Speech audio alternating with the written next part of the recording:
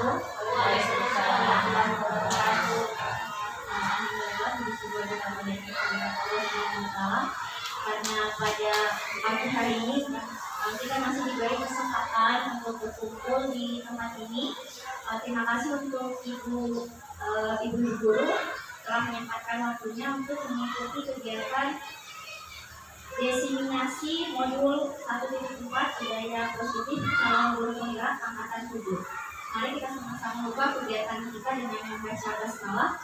Bismillahirrahmanirrahim. Dan agenda selanjutnya itu pembuka kesambutan dari Bapak Kepala Sekolah SDN 25 Kendari. Kepada Bapak saya persilakan. Ya, terima kasih. Bismillahirrahmanirrahim. Assalamualaikum warahmatullahi wabarakatuh. Ya, saya hormati Ibu Guru dari kelas 1 sampai kelas 6 dan saya banggakan kepada calon guru penggerak angkatan 7 di hari ini. Pertama-tama marilah kita panjatkan puji syukur kepada Allah Subhanahu wa taala atas rahmat dan hidayah kita masih diberikan kekuatan, kesempatan dan kesehatan sehingga pada hari ini kita dapat melaksanakan kegiatan, salah satu kegiatan guru penggerak kita namanya Pak Dedi. Alhamdulillah sekarang kita akan melaksanakan untuk tahap 2-nya. Bapak Ibu yang saya hormati, kami pada saat yang untuk mengikuti sesi yang pertama yaitu di hotel BIS, kita sudah disampaikan kepada tim dari provinsi calon penggerak ini tentunya banyak hambatan, banyak tantangannya. Salah satunya pada hari hambatannya adalah kita membentuk teman-teman bisa mendukung atau tidak, dan mudah-mudahan teman yang lain juga akan mengikuti kegiatan guru penggerak, tidak ada hambatan karena suksesnya akan kegiatan ini adalah dari dukungan kita semua, dukungan kita sekolah, dukungan teman-teman, dan dukungan kepada lingkungan sekitarnya. Kalau ada tidak ada hambatan maka dia akan berjalan dengan sukses. Contoh seperti kemarin, nah itu hambatannya juga ada. Ya, mau manggil teman itu ada segala mati. Inilah hambatannya dia. Kalau tidak ada teman orang yang hadir maka gagallah dia. Makanya oleh karena itu saya minta kepada teman-teman yang sudah hadir pada hari ini, saya mengucapkan terima kasih banyak. Nah, dan mudah-mudahan ada yang masih mau, yang tidak menutup kemungkinan ada Ibu Aisyah, Hairati, kemudian yang lain-lain akan mengikuti kegiatan tersebut, kecuali dia keluar dari guru. Karena sekarang adalah harus dituntaskan masalah guru penggerak. Oleh karena itu, kalau ada kegiatan Pak Haryadi, Pak Dedi, marilah kita duduk bersama-sama. Karena ini adalah untuk kepentingan kita, untuk kita semua juga, untuk membagi seri. Nah, dia akan menggali kita punya ilmu, kemudian dia serikan, itu tujuannya. Oleh karena itu saya mengucapkan banyak terima kasih untuk telah menampakkan pada hari ini, dan mudah-mudahan yang teman yang lain akan menyusul untuk masuk mengikuti kegiatan ini. Untuk itu saya akan membuka pada kegiatan ini dengan mengucapkan Bismillahirrahmanirrahim. Kegiatan calon guru penggerak angkatan 7 mengimpaskan pemahaman, penerapan budaya positif.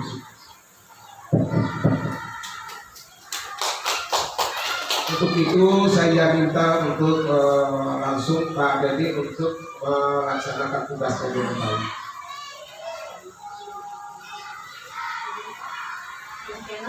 Dari Bapak Kepala Sekolah, agenda berikutnya itu presentasi materi dari calon guru penggerak yaitu Pak Dedi Marianto. Ada Bapak Agus Silahkan.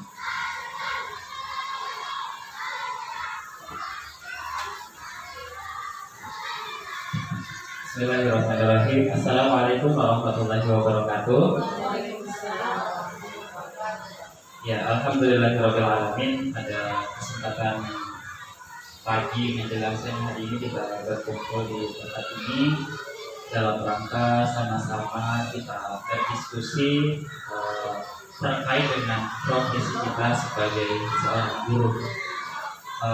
Salawat dan salam mari kita kirimkan kepada Nabi kita Nabi Muhammad SAW, kepada para keluarga beliau, sahabat, tabi'in tabi'in yang senantiasa istiqomah di jalan Islam ini.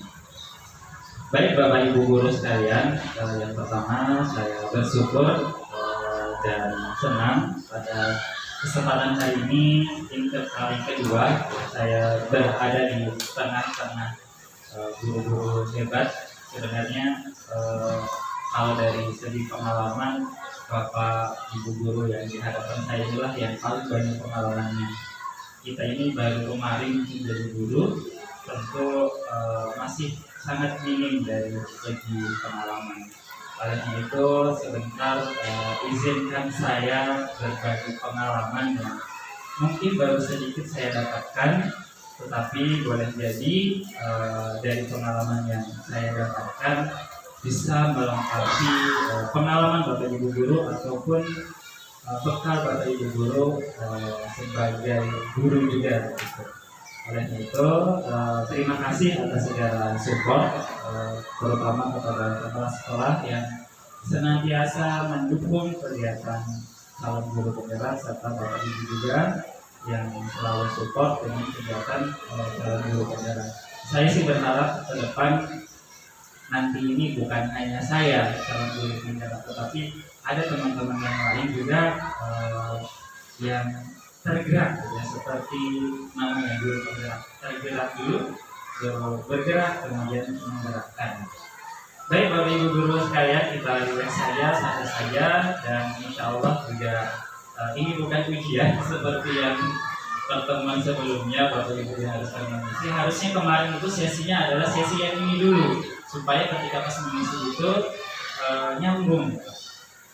Baik Bapak Ibu sekalian, supaya agak relax sedikit kita main-main. Ada ini yang selalu kita anak-anak itu sebenarnya, ya. Tugas Bapak Ibu hanya menyebutkan warnanya saja. Bisa ya Bapak Ibu ya? Bisa, apalagi sudah banyak pengalaman, sudah kecil ya. Nah ini biasa saya pakai ke anak-anak sebelum belajar untuk melatih kecerdasan anak.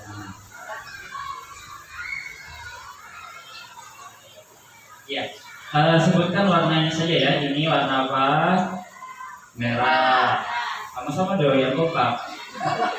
Ini apa? Ya. Ini? Iya. Ini? Biru. Ini. Oke, tahu ya. Intinya sebut warna. Kita mulai. Oke, yang pertama. Sebut warnanya saja, tugasnya sebut warna. Lanjut. Lanjut. Merah, biru, kuning, hijau, coklat, hijau. Warna apa? Hijau. Lanjut. Putih. Warnanya.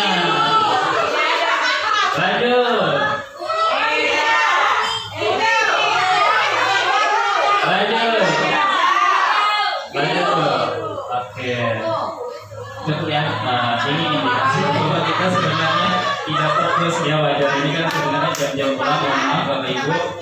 Lagi-lagi saya harus menyita waktu Bapak Ibu sekalian untuk bersama-sama dengan saya. Ini adalah serangkaian tugas guru penggerak sebenarnya, tetapi kita berharap walaupun ini adalah rangkaian dari tugas pendidikan saya sebagai calon guru penggerak, ada hal yang baik walaupun sedikit yang Bapak Ibu bisa ambil nantinya. Baik, kita hari ini materi yang ingin kami bagikan, alhamdulillah kita selesai satu modul, yaitu namanya budaya positif. Ya, budaya positif. Nah, ini ada beberapa garis besar yang akan kita bahas hari ini tentang konsep-konsep dari budaya positif. Yang pertama, perubahan paradigma belajar kemudian disiplin positif, motivasi perilaku manusia, kebutuhan dasar manusia, posisi kontrol restitusi, keyakinan kelas, dan segitiga restitusi. Ada 7. Mudah-mudahan sebelum sholat Jumat paling lambat sekali ataupun sebelum setengah 12 sudah selesai. Baik, kita mulai yang pertama. Perubahan paradigma belajar. Ada kegiatan pemantik. Bapak Ibu disuruh menghayal. Ketika misalkan Bapak Ibu adalah si A, kemudian tugas Bapak Ibu adalah mengepalkan salah satu tangan Bapak Ibu. Bayangkan. Kemudian coba bayangkan bahwa Anda menyimpan sesuatu. Bapak Ibu tuh ada yang berharga di kepala tangan Bapak Ibu. Ya. Kemudian Bapak Ibu harus menjaga sebaik-baiknya. Nanti juga barang yang berharga buat kita, yang tidak ingin kita lepaskan, yang tidak kita ingin diambil oleh orang lain. Nah, kemudian bayangkan ada rekan kita, si B misalnya, yang akan berusaha membuka kepala tangan kita. Ya, bayangkan saja yang dilakukan. Bayangkan ada si B yang akan membuka kepala tangan kita dengan berbagai cara, entah dia membujuk, menghardik, mengancam, pilih-pilih supaya terbuka, gitu ya. Bayangkan seperti itu. Kemudian tugas Bapak Ibu adalah menjawab pertanyaannya. Apakah Bapak Ibu membuka kepalanya dalam layanan di bawah itu? Membuka nggak? Kenapa? Karena ada sesuatu yang berbeda. Kalau dibalik, apakah si B membuka kepalanya kalau kita yang berusaha membuka orang lain? Tidak juga. Kenapa? Iya. Kalau begitu, di sini sebenarnya siapa yang bisa mengendalikan genggaman tangan kita? Diri kita sendiri. Itu yang dimaksud dengan posisi kontrol. Sebenarnya kita sebagai guru, kita sendiri yang akan mengendalikan siswa kita. Ya, siswa kita itu ibarat genggaman tangan kita. Itu konsep awal kita. Nah, ini teori saja ya dari William Besser bahwa teori kontrol itu dinamakan dengan choice theory, gitu ya. Kemudian nanti ada beberapa miskonsepsi yang akan kita bahas. Nah, di sini perubahan paradigma yang kita maksud bahwa ilusi guru mengontrol murid. Ya, jadi pada dasarnya kita sebagai seorang guru tidak bisa memaksa murid kita untuk melakukan sesuatu kalau murid itu tidak membuka dirinya mengikuti apa yang kita mau. Kalau murid itu tertutup dirinya, kemudian kita ingin mengarahkan, tidak akan bisa. Jadi di sini guru itu harus bisa saling kayak tadi ilustrasi yang saya sampaikan di awal bahwa bagaimana kita bisa membuka kepala tangan kita, gitu ya, dengan berbagai cara itu. Sebenarnya bisa saja ada yang kalau tidak tahan dipilih terbuka juga. Kalau dikasih uang mau nggak? Tapi buka tangannya nggak apa isinya, pasti terbuka juga. Nah, kemudian ilusi bahwa penguatan positif efektif dan bermanfaat. Jadi guru itu harus melakukan penguatan yang positif. Dalam hal ini melakukan bujukan. Itu kan tadi kalau kita ingin membuka kepala tangan kita bisa saja, kalau tidak buka misalnya kalau bahasa kasarnya dengan ancaman akan diinginkan digitukan, itu bisa saja sih terbuka tapi sebenarnya dirinya nggak terbuka. Mungkin dia kecewa atau dia nggak mau. Nah, tetapi tugas kita harus dengan hal-hal yang lebih positif, membujuk, kemudian dengan hal-hal yang menarik buat siswa kita. Kemudian ilusi bahwa kritik dan membuat orang merasa bersalah dapat menguatkan karakter. Kadang-kadang kalau kita menggunakan kritik dan rasa bersalah yang membuat kita itu merasa gagal, justru mereka itu akan merasa lebih terpuruk. Ya, kadang kok ini misalnya dalam bahasa kasar nih, mohon maaf bilang gimana bodoh dan sebagainya. Justru itu kadang mereka membuat dirinya tambah down. Dulu saya dibilang begitu, bagaimana saya lebih pintar? Gitu. Bapak Ibu sekalian, yang selanjutnya adalah yang harus kita rubah paradigma belajar kita, bahwa orang dewasa memiliki hak untuk memaksa. Kadang kita ini ya sebagai guru pasti lebih dewasa dari murid kita. Nah, kadang lebih banyak kita memaksa murid kita untuk melakukan sesuatu. Dari dulu ya, ini mungkin kebiasaan-kebiasaan yang kita lakukan kepada murid-murid kita, lebih terkesannya memaksa untuk mengikuti apa yang kita mau. Tetapi sebenarnya bagus ya, pasti kan niat guru itu bagus. Tetapi kalau keadaannya dipaksa, itu justru akan memiliki efek jangka panjang dan kadang tidak memberikan efek yang positif. Ada malah orang jengkel, dipaksa-paksa terus, kadang anak-anak mengeluh harus gitu. Nah, kita membayangkan kalau anak-anak itu justru bangun dari kesadarannya. Bapak Ibu sekalian, itu berkaitan dengan tadi ya, paradigma pola pikir. Nanti kalau Bapak Ibu punya pemikiran yang berbeda, saya sampaikan, barangkali kita bisa share. Kemudian yang kedua tentang disiplin positif. Apa yang Bapak Ibu bayangkan kalau mendengar kata disiplin? Kalau dengan kata disiplin yang kita bayangkan apa? Ketat ya, aturan yang ketat, apalagi tegas, mengikat gitu ya, kaku dan sebagainya. Bapak Ibu sekalian, ada pertanyaan lagi. Apakah kita melakukan sesuatu karena ada dorongan dari lingkungan atau dari orang lain atau dari diri kita sendiri? Kita melakukan sesuatu biasanya lebih banyak dari dorongan orang lain, dari lingkungan, atau dari dalam diri sendiri. Di sekolah misalnya, mohon maaf kalau kita ingin biasanya kalau menjelang supervisi, mohon maaf ini Pak Hasil dulu. Kita buat berangkat itu karena ada mau, ya itu dulu. Ya ini berkaitan dengan disiplin positif. Yang kita tahu selama ini disiplin itu karena ada aturan, karena ada perintah, karena ada ketentuan yang harus kita lakukan. Nah, sebenarnya yang dimaksud dengan disiplin positif di sini adalah disiplin yang hadir dalam diri kita, bukan karena ada dorongan dari orang lain. Ya itu mungkin bagian dari langkah-langkah penertiban kita di organisasi kita, tetapi sebenarnya yang dimaksud budaya positifnya itu adalah yang datang dari dalam diri kita. Kalau yang aturan-aturan dan sebagainya itu sebagai pelengkapnya. Itu Bapak Ibu sekalian. Sampai di sini ada yang bertanya yang sampai saya bicara terus pusing. Saya akan banyak skip ya, karena ini materinya cukup banyak kalau kita juga istilahnya.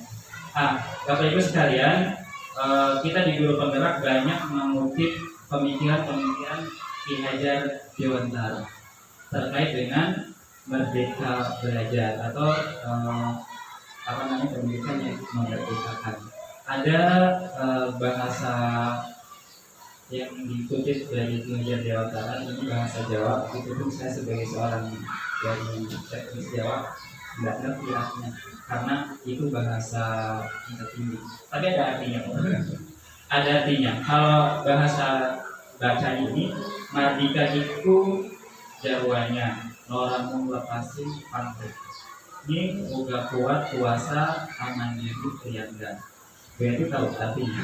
Tidak tahu juga kan, saya tidak tahu. Merdeka itu artinya tidak hanya terlepas dari perintah, akan tetapi juga cakap berbuat memerintah diri sendiri. Itu yang dimaksud oleh Ki Hajar Dewantara, bukan dari saya. Ki Hajar Dewantara itu mengatakan bahwa merdeka itu kita nggak diperintah-perintah, Tetapi memang kita yang memerintahkan diri kita sendiri. Itu ya maksudnya konsep merdekanya Ki Hajar Dewantara terkaitan dengan disiplin positif.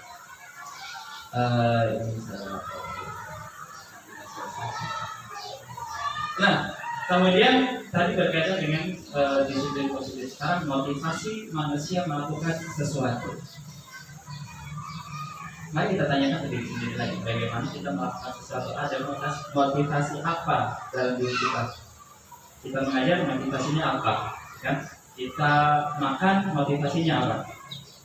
Kita lapar, pasti kita makan. Kita haus, kita minum. Itu motivasi dalam diri. Tidak kayak kamu makan, itu kan motivasinya dari itu disuruh makan.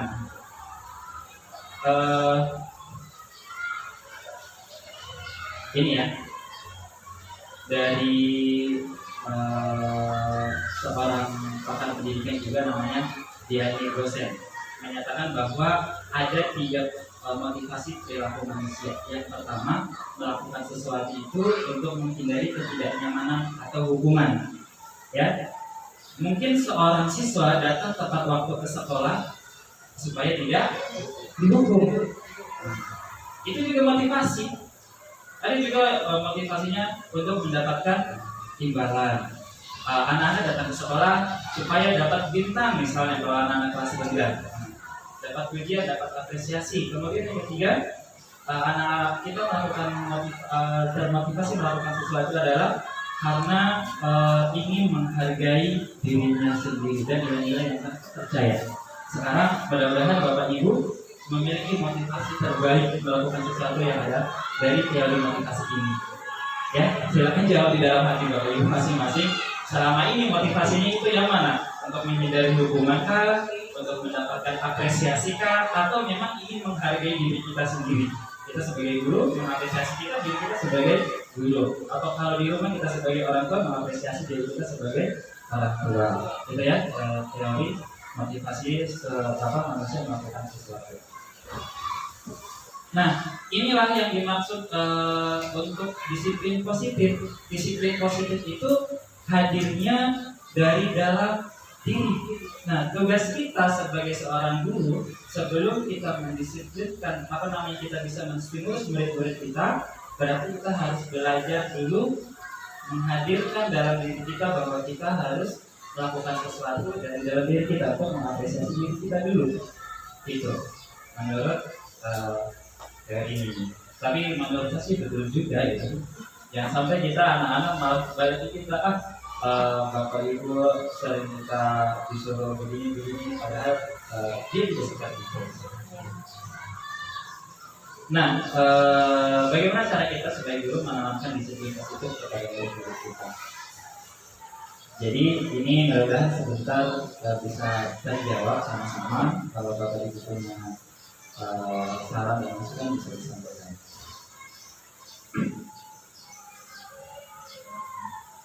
Kemudian lanjut ke poin yang berikutnya, yaitu kebutuhan dasar manusia.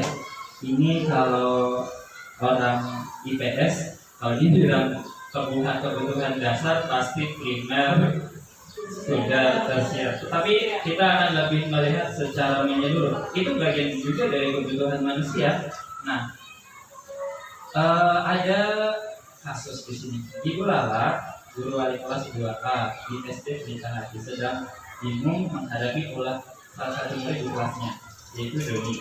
Beberapa anak di kelas 2A telah datang padanya dan mengeluhkan Doni itu sering meminta bekal makan siang mereka dengan paksa. Nah, jika kita menghadapi seperti Ibu Lala, Ibu Lala, apa yang akan dilakukan? Menurut Anda, menurut kita, kira-kira apa alasan Doni melakukan hal itu? Kenapa Doni mengambil makanan teman-temannya? Ini berkaitan dengan kebutuhan dasar. Kenapa? Dia lapar. Kemudian apa yang harus kita lakukan sebagai guru? Kalau dia lapar.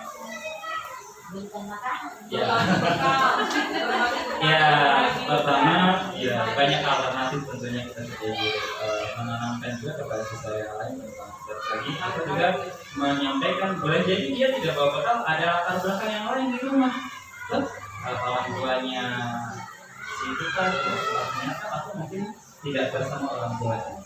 Banyak kita harus mempertimbangkan latar belakang murid. Nah, ini yang sedang saya masuk di model terbaru ini adalah pembelajaran berdiferensiasi. Mudah-mudahan nanti ke depan ada kegiatan seperti ininya. Ternyata sebagai guru itu harus betul-betul secara menyeluruh memetakan latar belakang siswa, berbagai macam karakter siswanya.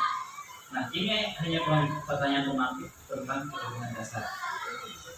Berarti tadi kebutuhan dasar ini mengambil itu adalah untuk makan, ya. Nah, di sini secara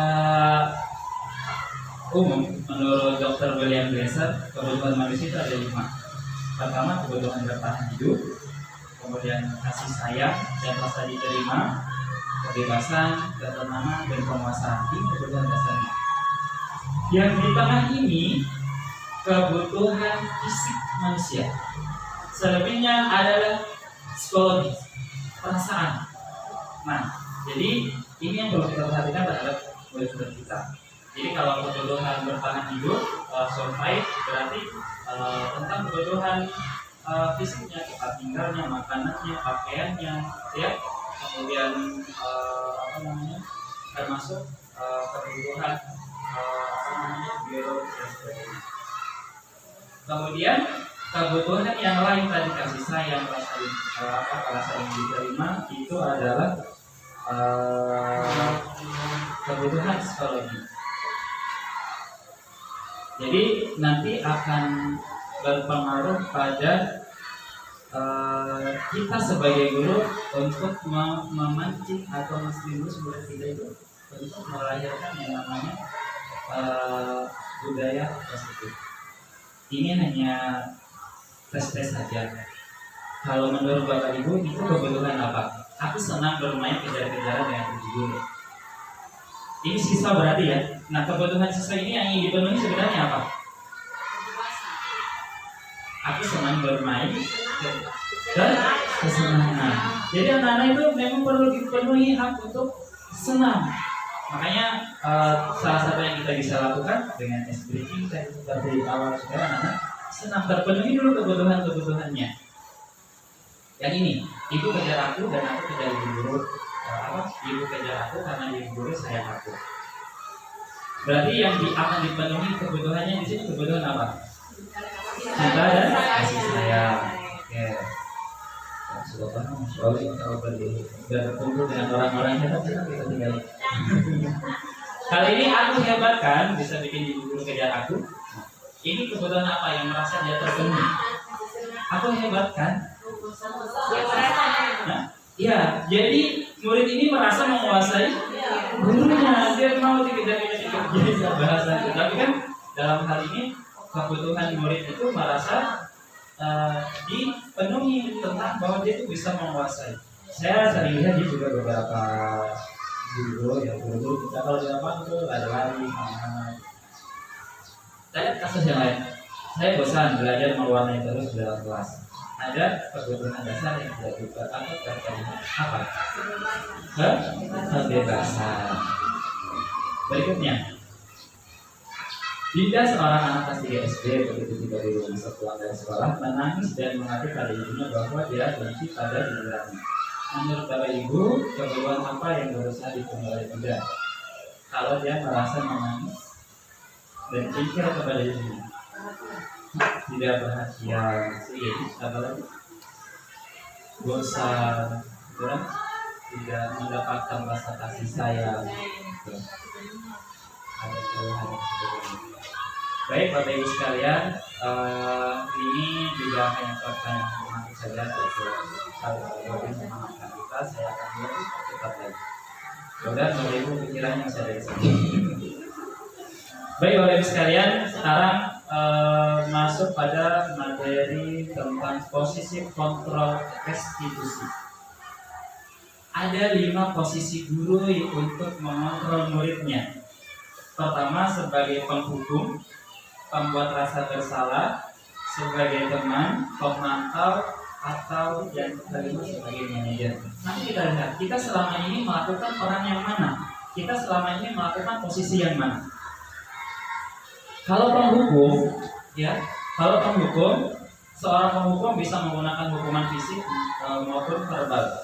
Misalnya tarik telinga, cubit, atau dengan kata-kata, itu verbal ya. Itu namanya menghukum. Kemudian hasil dari kontrol menghukum itu kemungkinan murid itu akan marah meskipun dia tidak sampaikan dalam hatinya. Pasti dalam hatinya bisa saja dia marah. Bahkan ada murid yang luar biasa juga langsung sampaikan bisa tidak suka video dan misalnya. Nah, karena efek dari merasa dirinya dihukum. Kemudian posisi yang kedua yaitu membuat rasa bersalah. Biasanya kalau guru melakukan posisi ini dengan suara yang lemah lembut, gitu ya. Kemudian biasa kata-kata yang digunakan itu ibu sangat kecewa dengan sikap kamu tadi, gitu kan. Artinya ambil hatinya supaya dia mengakui kesalahannya. Itu salah satu posisi kontrol yang bisa dilakukan guru, ya. Memelas lah bahasanya gitu. Supaya anak-anak itu tersadar hatinya, oh iya saya salah, ibu guru saya kecewa, bapak guru saya marah, ya. Pernah saya hari apa itu anak-anak ketika berdoa ada yang teriak gitu. Saat berdoa pulang saya tanya siapa yang berteriak, tidak ada. Kemudian saya keluar, kalau begitu silakan berpikir siapa yang bersalah, siapa yang melakukan itu.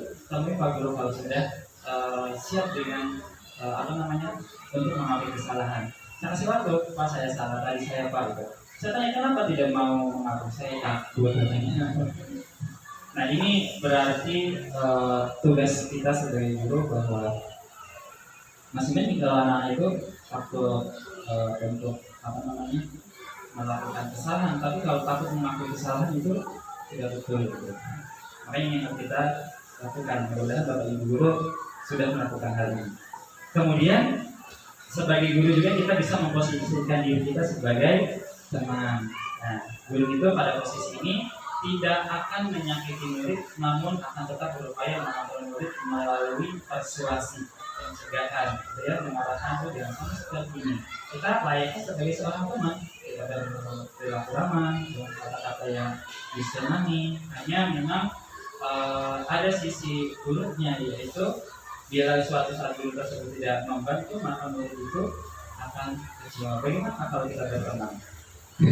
Kalau suatu waktu teman yang nggak membantu, pasti kita kecewa, gitu kan? Nah, tetapi hasil dari posisi ini murid itu akan merasa senang, akrab. Kalau sudah akrab, sudah senang, biasanya mudah diarahkan, mudah diinstruksikan. Gitu. Baik Bapak Ibu sekalian, yang berikutnya juga guru itu sebagai pemantau atau pengawas. Jadi kita sebagai siswa itu sebagai guru itu bertanggung jawab untuk mengawasi perilaku peserta didik kita atau murid-murid kita. Nah, hasil dari posisi ini murid itu dapat memahami konsekuensi yang harus dijalankan. Nah, ini nanti berkaitan dengan kesepakatan kelas.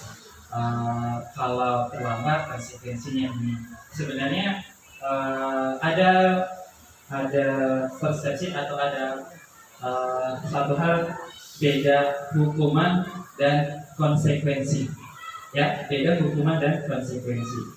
Menurut instruktur yang menjelaskan materi ini, kalau hukuman itu adalah sesuatu yang diberikan secara insidental, tiba-tiba dan tanpa persiapan.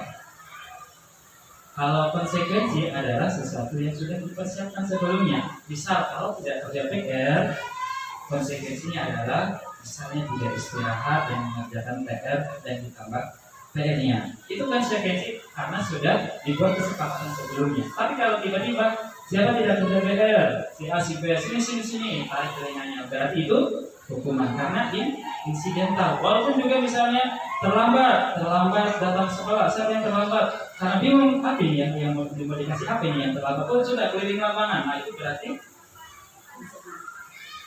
apa? Kalau tiba-tiba masa tiba akal hukuman. Nah hukuman juga itu biasanya tidak ada hubungannya dengan pelanggarannya. Pelanggaran yang terlambat disuruh apa namanya push up atau sebagainya. Tetapi kalau saat itu kebetulan pelajaran olahraga masih nyambung juga, berarti itu konsekuensi gitu ya. Nah, Bapak Ibu sekalian yang saya hormati, yang berikutnya adalah posisi guru sebagai manajer. Nah, posisi terakhir ini adalah posisi guru membuat sesuatu bersama dengan murid dan mempersilahkan murid itu mempertanggungjawabkan perilakunya.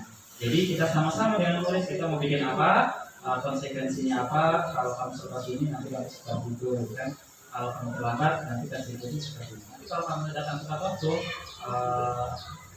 konsekuensinya juga seperti ini. Artinya kita coba membangun tadi adalah motivasi budaya positif dari dalam diri kita. Nah, ini kata-kata yang bisa disampaikan oleh guru dalam posisi manajer ini. Apa yang kita yakini? Kembali ke keyakinan kelas. Sebentar materi yang depan. Keyakinan kelas itu mirip-mirip dengan kesepakatan kelas. Kesepakatan kelas itu kalau bahasa dulu itu adalah aturan kelas. Tetapi kalau kita kembali ke aturan, berarti sesuatu yang mengikat terpaksa berasal dari luar. Nah, kita ingin ubah berasal dari dalam diri kita, dalam diri murid, yaitu apa namanya? Motivasi dalam diri gitu ya. Namanya keyakinan kelas. Kemudian misalnya ya, kita sudah yakin bahwa siswa itu harus datang tepat waktu. Kalau terlambat kita sampaikan lagi, kita sudah sepakat dalam apa konsekuensinya kalau datang sudah tepat waktu, tidak pelajaran, tidak apel, kan? Sekarang Bapak Ibu nggak usah dijawab, langsung jawab dalam hati. Bapak Ibu selama ini lebih sering menggunakan peran yang mana? Ke-1 kan? Ke-2, ke-3, ke-4 atau ke-5? Atau jangan sampai alhamdulillah sudah semuanya. Berarti tetapi sebagai guru sebenarnya posisi hukum ini memang peran guru, tetapi itu adalah alternatif paling terakhir sekali jika kita tidak mampu melakukan peran-peran yang lain. Tetap kita harus sebagai penghukum, nggak bisa, tapi itu adalah alternatif terakhir sekali. Misalnya anak ini sudah parah gitu kan, harus butuh dosis tinggi. Saya pernah sampaikan ke ibu siapa gitu, kalau anak sudah terlanjur dosis tinggi, tidak bisa dikasih dosis rendah, nggak mempan. Tetapi bisa dengan dosis yang tinggi, perlahan-lahan dikurangi dosisnya, kayak orang terapi narkoba gitu kan. Kalau orang yang sudah kecanduan narkoba itu kan tetap dikasih narkoba, tapi dosisnya dikurangi, itu hanya rehabilitasi. Sama dengan anak-anak kita yang memang terbiasa dengan kekerasan dalam tanda kutip, kita juga harus tidak langsung kita pelan-pelan, langsung dengan lemah lembut, tidak akan mempan, mungkin mereka hari-hari bahasanya gitu ya. Gitu.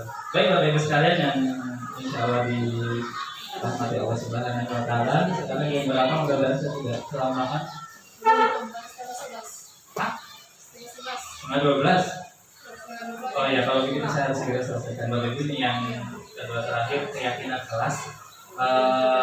Keyakinan kelas seperti yang saya sampaikan tadi. Ada pertanyaan, mengapa kita memiliki peraturan tentang menggunakan helm pada saat mengendarai kendaraan roda 2? Kenapa kita harus pakai helm kalau naik motor? Betul? Nah, mengapa kita memiliki peraturan pakai masker, cuci tangan, dan sehat? Alat sebagai protokol kesehatan. Kenapa keyakinan kelas, tidak peraturan kelas saja? Nah, keyakinan kelas itu adalah nilai-nilai yang baik, nilai-nilai kebajikan yang sifatnya universal, yang disepakati, tersirat lepas dari latar belakang suku, agama maupun negara. Jadi artinya sesuatu yang kita yakini baik kepada dengan siswa, maka itu yang kita jalankan. Bisa kayak tadi, kalau kita tidak pakai helm nanti celaka, maka itu yang kita yakini bahwa bukan berarti kamu harus pakai helm, itu kan penekanan, itu kan dari luar sekali. Berarti kalau anak-anak kalau kita tidak pakai helm, apa yang terjadi? Nanti kalau terjadi sesuatu berbahaya bagi keselamatan kita. Nah, itu kan bagi membangun dari kesadaran bersama. Bapak Ibu sekalian, saya tidak ingin berlama-lama di sini, sebenarnya ingin berlama-lama, tapi sepertinya sudah kita akan pulang. Ini materi terakhir Bapak Ibu. harap tetap semangat. Ini adalah segitiga restitusi. Segitiga restitusi itu adalah proses menciptakan kondisi murid untuk memperbaiki kesalahannya. Nah, ini adalah penanganan terhadap murid-murid yang melakukan pelanggaran atau yang melakukan kesalahan. Ini diagram segitiga restitusinya. Yang pertama, validasi tindakan yang salah. Jadi kita sebagai guru harus memvalidasi dulu. Kita menyampaikan kepada murid kita dengan kata-kata seperti, kamu tentu punya alasan mengapa melakukan itu, ya. Misalnya anak-anak bertengkar, berkelahi, kenapa kamu berkelahi? Ya. Kemudian, apakah ada cara yang lebih efektif agar tidak perlu berkelahi? Artinya kita meyakinkan siswa bahwa dirinya salah. Guru itu harus meyakinkan bahwa dirinya salah. Kalau dirinya sudah mengakui kesalahannya, maka tugas guru itu kembalikan ke keyakinan kelas yang sudah disepakati. Atau ya kalau Bapak Ibu belum paham, peraturan kelas. Kan peraturan kelas sekali lagi itu adalah, kalau kita dengar kelihatannya mengikat sekali, berasal dari luar, terpaksa karena ada aturan. Tetapi kalau kita sudah yakinkan kepada siswa bahwa ini adalah keyakinan kelas, anak aja bahwa iya, misalnya kalau berkelahi berarti keyakinan yang kita yakini selama ini misalnya tentang saling menghargai, kasih sayang, berarti kita sudah langgar, gitu kan, kembalikan keyakinan kelas kita kepada peserta didik kita. Kemudian kita stabilkan psikologi murid kita bahwa setiap orang mungkin selalu melakukan pasti melakukan kesalahan. Tetapi namanya orang melakukan kesalahan pasti ada konsekuensinya, harus bertanggung jawab, gitu kan? Ada alternatif lain dan akan melakukan ini ke depan, usahakan tidak lagi melakukan pelanggaran.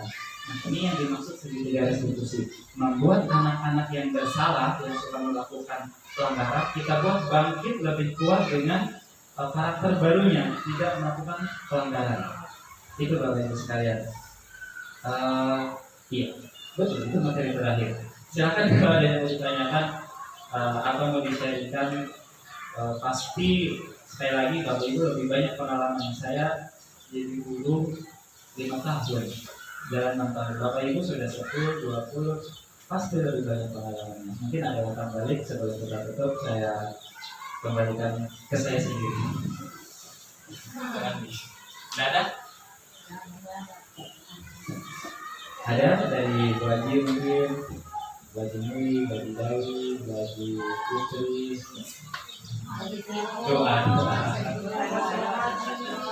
Haji Ros. Oke, tidak ada. Kalau tidak ada ya udah, jangan di ada kan.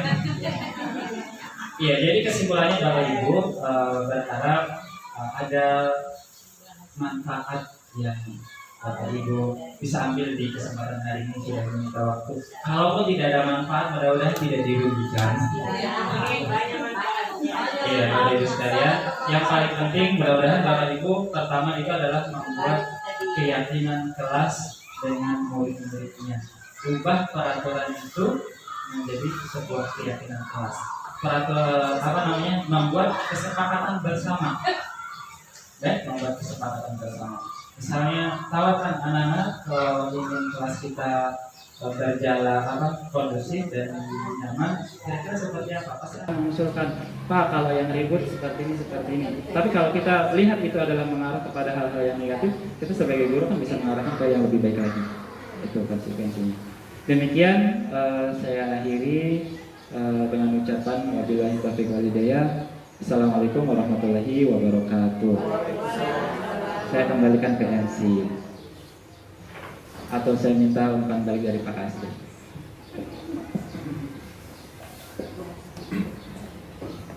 Terima kasih Pak Dedi sudah memberikan pencerahan kepada teman-teman tentang masalah tugas kita dan tugas kewajiban kita di sekolah ini.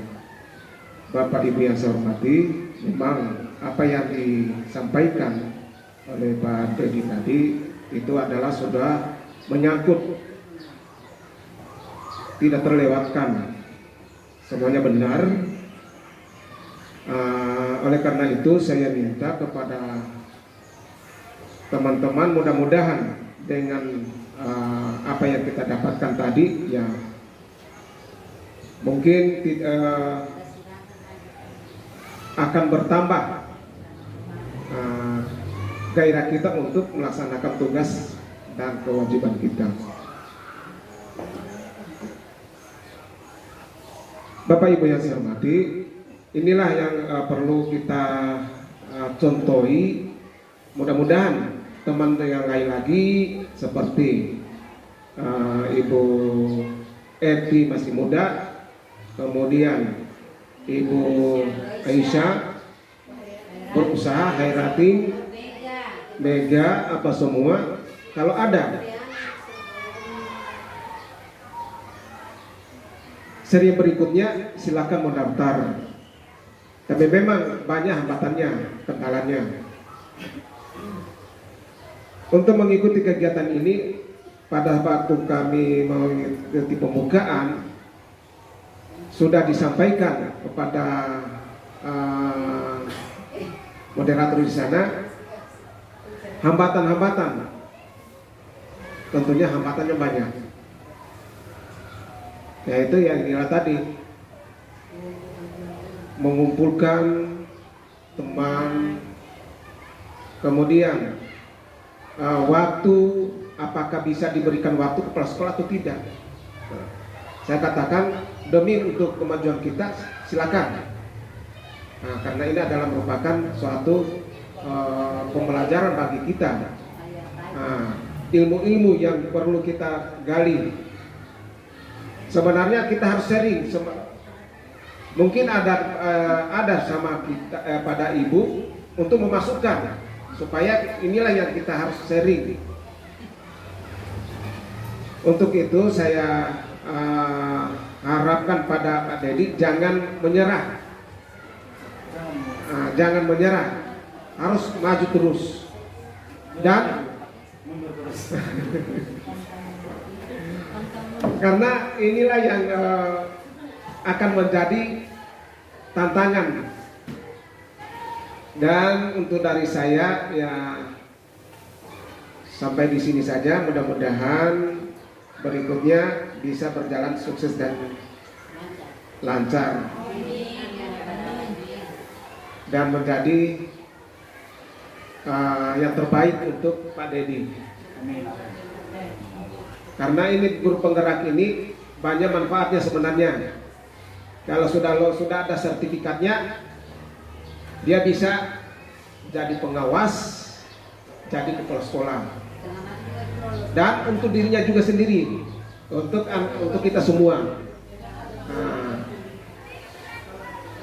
Demikian saya akhiri bagi kita. Wassalamualaikum warahmatullahi wabarakatuh. Jadi teman-teman guru yang lain Silakan saya kembalikan kepada demikianlah rangkaian kegiatan kita, yaitu diseminasi modul 1.4 budaya positif dari calon guru penggerak. Semoga apa yang sudah disampaikan atau informasi tambahan yang sudah diberikan bisa bermanfaat untuk kita semua, untuk guru-guru semua.